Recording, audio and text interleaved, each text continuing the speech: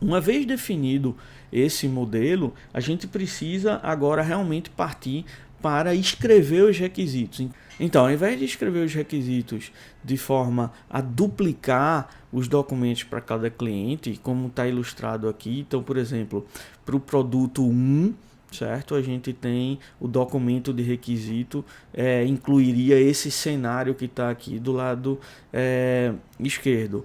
Para o cliente 2, né, o documento de requisito teria esse cenário ligeiramente diferente. Então você vê que o cenário do lado esquerdo tem um passo a mais que está marcado em azul, né? E o cenário do lado direito ele tem valores diferentes para os métodos de envio, coisa que não aparece aqui do lado esquerdo. Aparece do lado esquerdo só o econômico, do lado direito aparece duas opções. Tá? Então a gente teria que ter essa duplicação. Por exemplo, esses 3 primeiros passos aqui eles estão duplicados, né, para os 2 sistemas, para os 2 produtos em questão, certo? Ao invés de ter essa duplicação, né, a gente pode ter formas alternativas de estruturar isso daí, certo? Essa seria a forma mais básica, que seria replicar um documento diferente de requisitos para cada cliente diferente, certo? Mas isso, como eu falei, já tem os custos associados. Então, ao invés de a gente usar essa solução de duplicar os documentos, a gente pode ter formas mais interessantes de lidar com os requisitos em uma linha de produtos de software. Então, para resolver esse problema de duplicação, é importante a gente notar, certo? Olhando para cada documento desse, se a gente olhar para cada documento desse, é importante a gente notar que passos específicos estão associados a features específicas.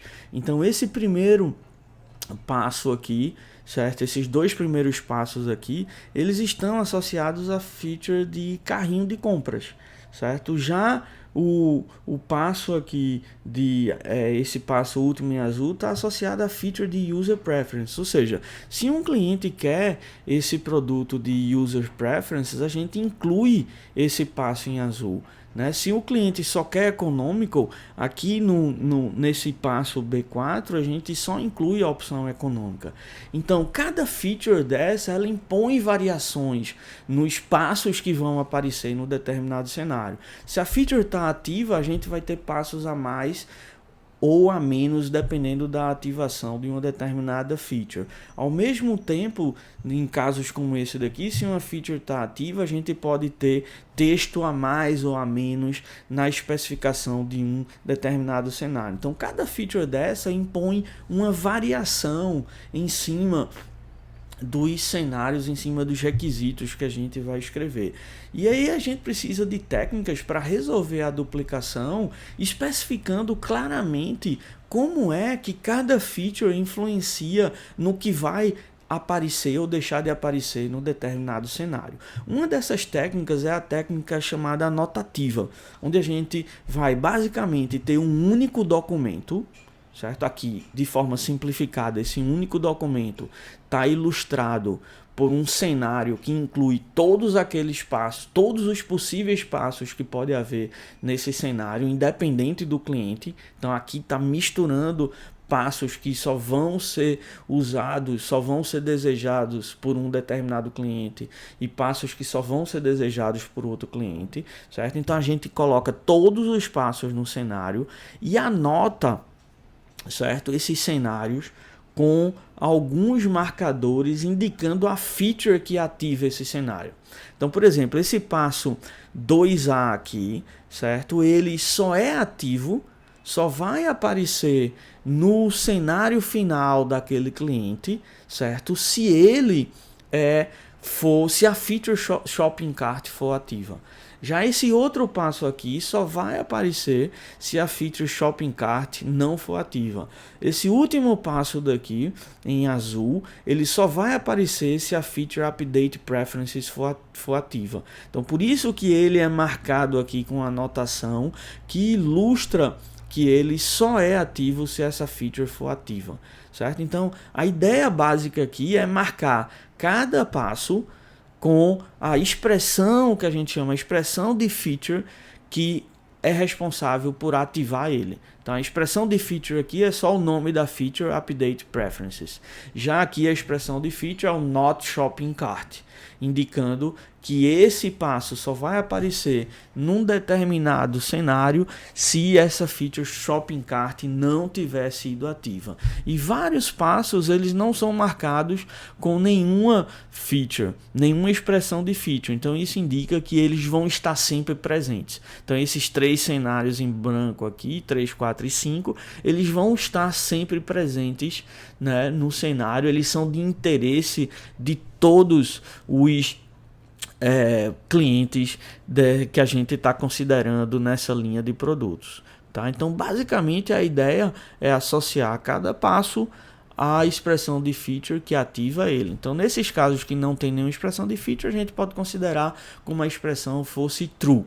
Então, é sempre válida, esses passos são sempre ativos. Tá? Então, a ideia geral é ter esse cenário com todos os possíveis passos e gerar a partir dele cenários específicos para cada cliente. Se eu for gerar um cenário agora para um cliente que quer shopping cart, então eu teria esse primeiro passo, teria esse terceiro passo aqui, teria os passos, esses 3 seguintes, e se esse cliente só quer shopping cart e não quer update preference, a gente não teria esse passo.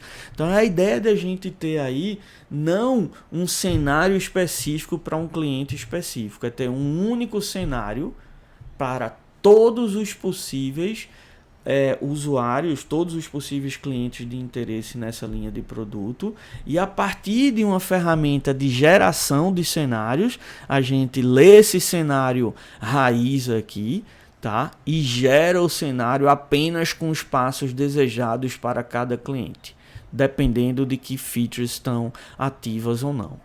Tá? Além dessas marcações de expressões de features que habilitam ou não a presença de um passo num cenário que vai ser gerado para um determinado cliente, a gente pode ter variáveis como essa daqui, de shipping method. Então, no texto do cenário, a gente tem essa variável dizendo que informando que a gente não sabe qual o valor específico que vai aparecer aí do método de envio. Esse valor específico ele vai ser definido a partir de que features de método de envio foram escolhidas para um determinado produto, um determinado cliente dessa linha de produto. Tá? Então a ideia geral é ter esse cenário integrando vários possíveis passos e a partir dele, né, a gente gerar cenários concretos, um para cada produto. A gente está explicando em termos de cenário, mas a explicação ela generaliza para o documento de requisitos como um todo, que, por exemplo, seria formado por vários cenários como esse. É importante destacar que essas anotações elas podem aparecer em vários cenários. Então, por exemplo, a anotação de Update Preference ela pode aparecer em passos diferentes de cenários diferentes. Aqui está o cenário de busca de produtos, embaixo está o cenário de compra de produtos, né? Nos 2 cenários tem essa variação de que no finalzinho do cenário a gente faz um comportamento extra, a gente especifica um comportamento extra dependendo, né, se a feature Update Preference estiver ativa ou não. Se o produto que a gente quer, para o qual a gente quer gerar um cenário, envolve essa feature Update Preference, esses 2 passos que aparecem em cenários diferentes, eles vão ser ativos, eles vão aparecer nos 2 cenários concretos que a gente vai gerar para cada um desses casos aqui.